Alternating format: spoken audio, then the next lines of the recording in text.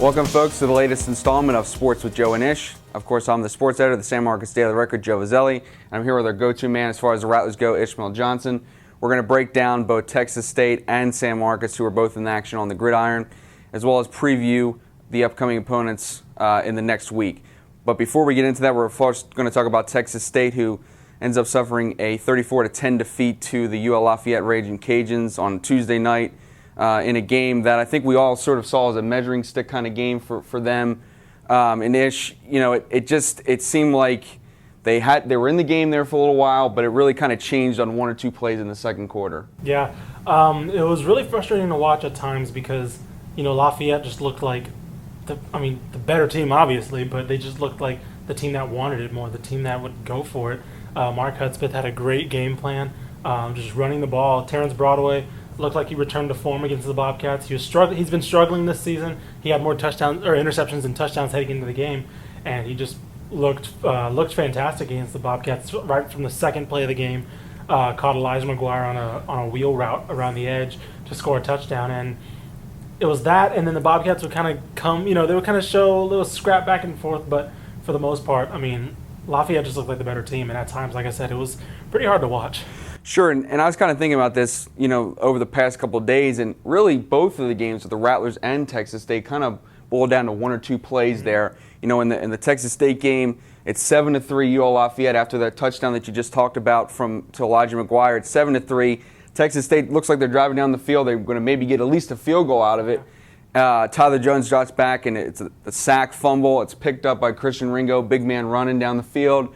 And all of a sudden, it's 14-3. And really after that, the crowd kind of got out of it. UL Lafayette really fed off the momentum, and it kind of just stretched the lead there. And we all kind of saw this as a measuring stick game.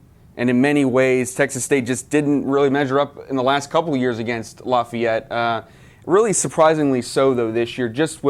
They looked a lot stronger offensively. You felt like they were starting to turn things around on defense, and, really it was kind of a humbling loss again for Texas State this week. Yeah, you look at the yard differential, 528 total offensive yards for Lafayette to 270 for Texas State. That's something that just cannot happen if you expect to compete at this level, expect to compete for a Sun Belt title. And I think the game plan to me looked like that they were afraid of this kind of loss. Ironically, it looked like the game plan, the play calling was to not have a blowout loss. And, it happened. But it looked a little scared. Tyler Jones wasn't throwing over the middle. It was a lot of 5 yards and out routes to receivers to get the 5. I was looking at the passing yards. Average passing yards was about 7 yards. Lafayette's was about 10 yards. So they were averaging a first down every pass play. And it just looked like that it was a little too conservative at times. That's been Francione, but this game looked a little too conservative even for his standards throughout his career. Sure, and I think the big play we were talking about is right before halftime. They got 3 timeouts left. It looks like Lafayette's going to punt the ball. You're going to get a possession maybe there at the end, and you're down 21-3. To me at least, what does it matter if it's 28-3 or 21-3? If you're not going to try to change the momentum in the game, you got to be a lot more aggressive. And we've been talking about it. They've got to, especially in a spread offense like this. Yeah. If you're going to continue to run the ball, they're just going to play 7-8 men in the box, and you got to be able to stretch the field. And we're not seeing enough of these crossing routes over the middle, 10-15 yards to spread the defense out, to get the safeties to want to play back.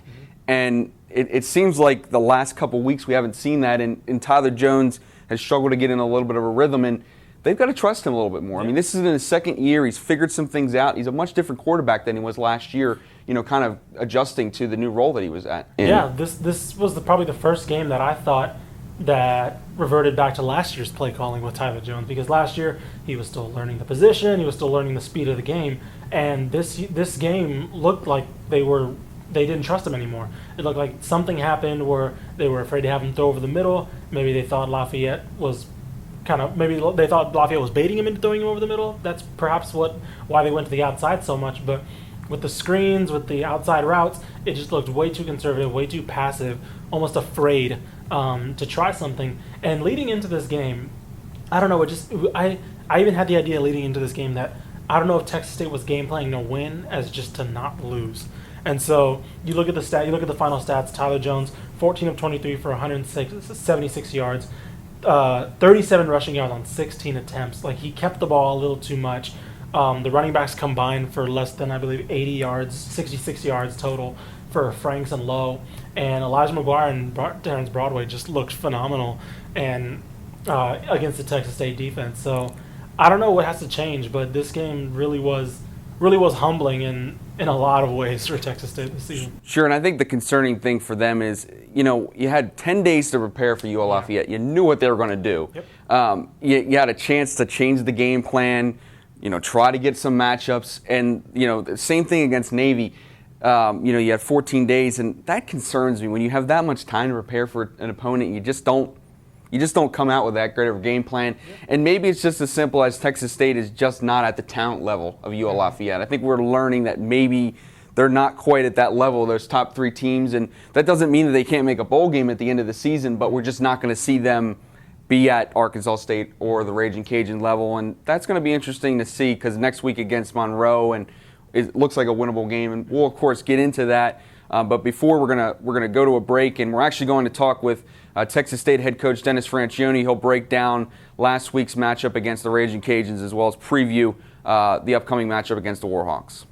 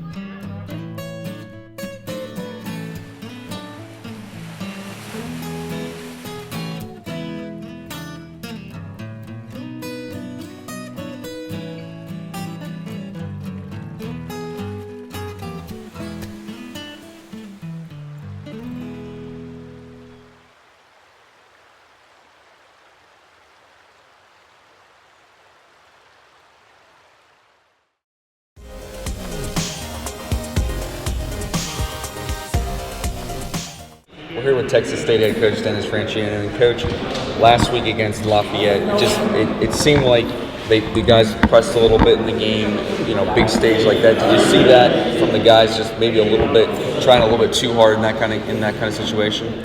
I think that may have been part of it. You play a good football team, and you can't make some of the mistakes. And some of the mistakes we made, we haven't made all the time. And I think, we've had 2 or 3 games here that were kind of like that stage, and they've all been against really good football teams, and Lafayette falls into that category. And I think sometimes we got to step back and say, okay, how can we kind of just stay in our groove a little bit? We don't have to have a out-of-body experience or do anything extra. We just got to play Bobcat football. And, we know we got to play well when we play good teams like that. And, sometimes we got off to a tough start, and it was hard to recover a little bit from that. And you can't do that against good football teams. With 10 days to prepare for Louisiana Monroe, is it a time to kind of reassess things and look at where you kind of stand, especially with it being about the halfway point of the season right now? Well, you reassess after every game. If you're playing the next Saturday, you spend Sunday and Monday always evaluating yourself, your coaches, your players, your schemes, what you're doing and what's best. You formulate your game plan based upon those thoughts. The great thing about an open week is you get to spend a little bit more time doing that kind of analyzation and then move forward. So, and the biggest thing I think, we got to catch up on recruiting a little bit, and we got to let our players get some emotional, mental, and physical rest, which was good. It seems like a lot of the opponents you played so far this year have been offensive-based teams, but in many ways, UL Monroe would seem to be a defensive-based team. Is that sort of a different mindset going up against a team like that kind of hangs their hat on defense? A little bit. I think you go into this game thinking a little bit about how close last year's game was. They didn't score an offensive touchdown until 18 seconds to go in the game last year, and they're a good defensive team, so you know you're going to have to scrap for your points and fight to get everything that you're going to get, and knowing that every chance you get to get points are pretty critical. But, every time I think I figure out how a game's going to go, it goes different. So you got to be prepared for it to turn into a 35-31 game too. I think both teams' offenses are capable and have some playmakers that can get things going. And if one team gets into a rhythm over the other, then the defense gets to reeling a little bit. Thanks a lot, Coach. All right, Joe. You just heard from Texas State head coach Dennis Franchione previewing next week's matchup as well as looking at the past week's matchup against the Raging Cajuns. And we're going to switch gears here a little bit and talk about the Rattlers who, exciting night on Friday night, opened up the new stadium. Ish and I were both at the game, and just kind of give folks a little bit of a breakdown of what happened last Friday night. Yeah, the stage was set. I mean, it was a great atmosphere, athlete night at San Marcos High School. Every athlete from the district, from middle school all the way up through the high school, was there pregame, lining the field. They all populated the new student section that's just below the grandstands, closer to the field. And through I'd say about 3 quarters, it was back and forth. Tivy only went into the half with I believe a 17-7 lead. The half the half ended and then didn't end because they called the game off. They called the half off, and then Coach Soto was pleading his case, and I guess he would prove to be pretty persuasive because they came back out, gave him 2 seconds. It didn't look like there was 1 second on the clock. They gave him 2 seconds back on the clock, and then all the players were heading to the locker room. They came back out, ran one Hail Mary play. Hamilton almost converted. He had the arm strength to get it to the end zone, but after halftime, something happened. I don't know. So if the Tivy coaches said something to the players, got them fired up, or maybe, I don't know if San Marcos was kind of running on adrenaline that first half, but Tivy was just able to assert themselves in that second half and take over, eventually winning 48-14. And it looked like Tivy, it looked like their game plan was pretty much executed to perfection. The screens, the read option when they did want to use it, but like you mentioned before, it was 1 or 2 big plays with Tivy that kind of set the bar, that set them apart from San Marcos, despite the momentous occasion. A great crowd. I remember San Marcos had a fumble recovery, and the whole sideline exploded. Coach Soto was pumped up, trying to fire up the crowd.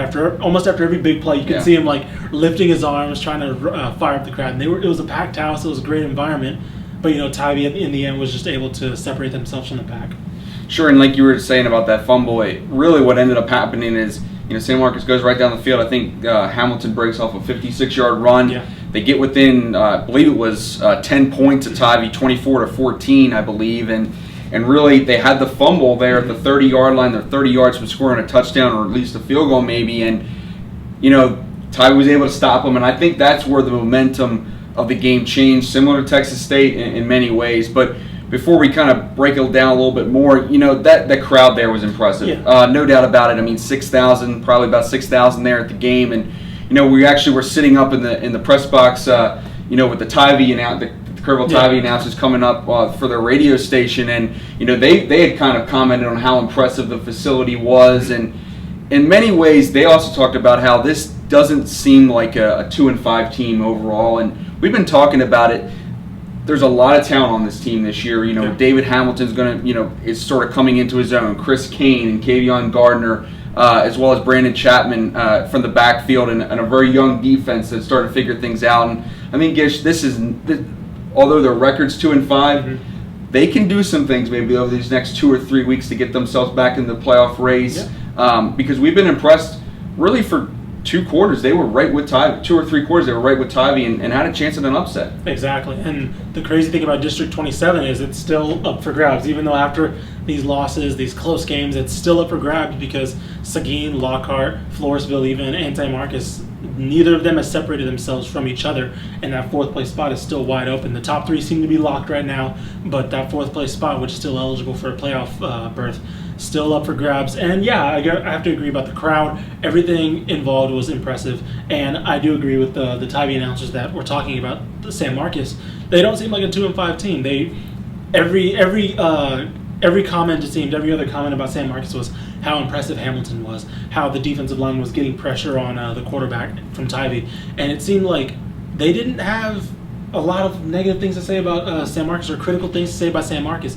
The only times I heard him being critical was, oh, that's interesting, they didn't give it to Hamilton. Like Hamilton would hand the ball off a couple times and be like, oh, he should have kept that. And that was the only criticism, and I'd say that's probably my only criticism. Sometimes he wants to divvy up the ball to the running backs, fair enough, because they're a talented bunch, but sometimes he just has to keep it because he was able to get 10 yards of pop. I believe he finished with 174 yards rushing, so on 21 carries. So that's fantastic. That's a fantastic average. And sometimes, he has to take over and has to assert himself as the playmaker of the team. We know he is. And the other element that he added this week was the ability to throw the ball down the field. We saw it with Preston Natal. I believe it was a 20-yard touchdown pass on a strike. He threw a couple of passes like that, and we talked about it last week in the show, and that's another element. If he can add that to his game with the kind of ability that he has to run the ball, and what they've been able to show with their offensive line and being able to, get off blocks and be able to run the ball really well, this could be quite a dangerous offense looking forward over the next 2 or 3 weeks as the season kind of wraps up. But before we preview the next week's opponents, we'll go into Texas State's opponent next week against UL Monroe, and also we're going to preview the matchup this week for the Rattlers against Kennedy. We're going to go to a quick break.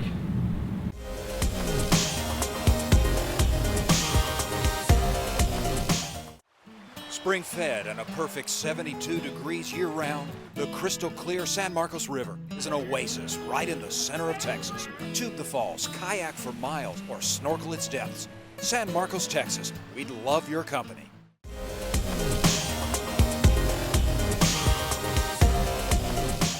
Welcome back, folks. We're going to start off by talking about Texas State's matchup on Saturday at 6 p.m. They'll be playing on ESPN3 against the UL Monroe Warhawks, and Monroe is sitting at 3-2 this season, or 3-3 this season. I apologize. 2-1 in the Sun Belt. And Ish, I kind of looked at the schedule with what they have, what Texas State has upcoming. This could really be a must-win game for the Bobcats. Yeah, it was kind of in the similar spot last season where it was a rough stretch of Monroe and then a lot of the other middle-of-the-pack conference teams. And Texas State has to be able to beat those middle-of-the-pack because, like we talked about, they're probably not at the level of the 2 top teams right now, or probably 3 top teams with Southern if you want to throw them in there as well. But the middle of the pack, they have to be able to beat those teams. And Monroe is pretty much a good marker of the middle of the pack team, similar to Texas State. And I think they're gonna. This is a must-win game if they want to go bowling this offseason. Sure, like you just talked about, they came last year, very similar situation. They had just come off a 48-24 loss to the Raging Cajuns. They matched up the next week against the Warhawks. It actually ended up finishing with a 21-14 loss for the Bobcats. Tyler Jones throws 2 interceptions, pick 6 touchdowns by Isaiah Newsome, and that kind of changes the game. But as you look at the schedule and what Texas State has upcoming, with the fact that they have Georgia Southern on the schedule, South Alabama, Arkansas State still left, those 3 teams, if you lose this week to the Warhawks, you're looking at having to win 4 of your final 5 games to get to 7 wins. And I think we're pretty positive the Sun Belt just hasn't been that strong of a conference. I don't think you can bet on, if you're 6-6, yes, you'll be bowl eligible, but I don't think you can bet on getting picked for a bowl game. So I think they're going to have to get to 7-5. This is a winnable game. With the Warhawks losing Colton Browning, a guy that had been there for the last 4 years, a quarterback with them. They're not as strong on offense. They've had a pretty strong defense over the last couple of years. That's what they're really known for. But I think in many ways, when you looked at the season and you kind of previewed the schedule, this was a game that I think a lot of people would have said, this has to be a win if you're going to get to 7 wins this year. Yeah, the discussion we had last season when Texas State moved up to 6 wins was, would, a bowl game, because they weren't getting into the New Orleans Bowl and they weren't getting into the other automatic qualifying bowl. And so you had to look at the bowl sponsors. Would a bowl sponsor look at a 6-6 Texas State team or a 7-5 SEC team? Easily going to go with the 7-5 SEC. Even if you swap records, 6-6 SEC team, 7-5 Texas State. So they have to get these wins to get up to 7-8 wins possibly to make them look appealing, to make them look to bowl sponsors like, okay, this is a team that's going to compete, that's going to bring a good crowd, and they're going to put on a show. The player that I'm going to have to look forward to see how he answers from this game is Tyler Jones, because last season he played poorly against Lafayette, came out 2 pick sixes. Fran actually benched him in favor of Tyler Arndt in the middle of the game. Texas State, Tyler Arndt almost led the comeback, but those 2 pick sixes kind of, I don't want to say wrecked his confidence, but kind of altered his confidence throughout the remainder of the season.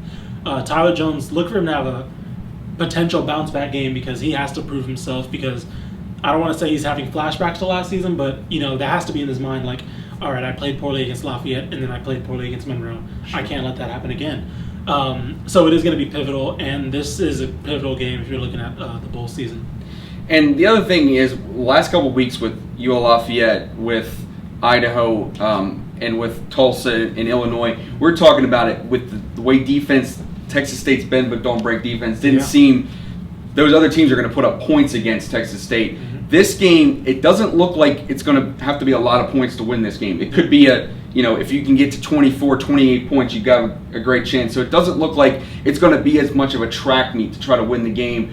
I would expect something in the 28 to 24 range would get it done, just with how the Warhawks have really struggled on offense. Now, they've played a lot of tough teams. They've actually had LSU on their schedule this year. Their 3 wins this year against Wake Forest, Idaho, and a 2-point win against Troy. So they haven't been super impressive either. And like we've been saying, this is a real important game, just because if you win this game, you get to 4 wins. You've still got Georgia State on the schedule, who have been really tough, but that should be a win. And you still have Mexico State on the schedule, so that would get you to 6 wins. And then you have to try to steal one of those 3 games. I guess maybe the easiest one of that would be Georgia Southern, but they don't look super easy either. But that would obviously put you in a better position to where you're not really scrambling and turn into a desperate team down in those final 5 weeks of the season. But before we wrap up the show, we're going to switch gears here. We're going to talk a little bit about the Rattlers and their upcoming opponent next week against Kennedy. And this also looks like a very winnable game for the Rattlers. Yeah, speaking of taking advantage of the lower teams in the district, they played Memorial a few weeks ago, who was winless at the time as well, and they San Marcos is able to come out with a big victory, a much needed victory. And same thing against Kennedy. They're going to be playing in the same stadium, I believe, Edgewood Stadium, part of that Edgewood district. And Kennedy's 0-7 right now, and that's a chance for San Marcos, to get that confidence back heading into a very, very, very challenging game against Bernie Champion. This is a confidence-boosting game. David Hamilton's going to show off the arm. The only time David Hamilton didn't rush for 100 yards was against Memorial, and that's because he threw for, I believe, 200 yards. So it's a game to get the confidence up. Coach Soto's going to have to motivate the players, and they're going to have to use this momentum carried into next week, when they play probably a more tougher opponent in Bernie Champion. But I'm looking forward to it, because it's when San Marcos is clicking, they're one of the more fun teams to watch in this district, and I think this is a game where they can prove that.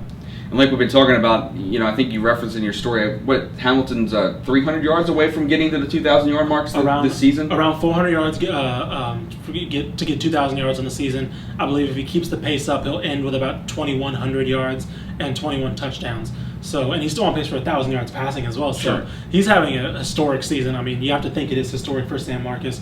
We'll get the facts on that later, but he has to be coming up on some kind of significant season for the team. So we're not going to see the 400 yards this week. I wouldn't assume against Kennedy, but he is closing on that, and that's been a very impressive season for him, and has really shown to be their most consistent weapon, and really in many ways the most exciting player on the field. I mean, whoever they've played, whether it's been Alamo Heights or some of these other teams that have had a lot of talent on their teams, it's still been Hamilton's been right up there and been one of the more electrifying players on the field.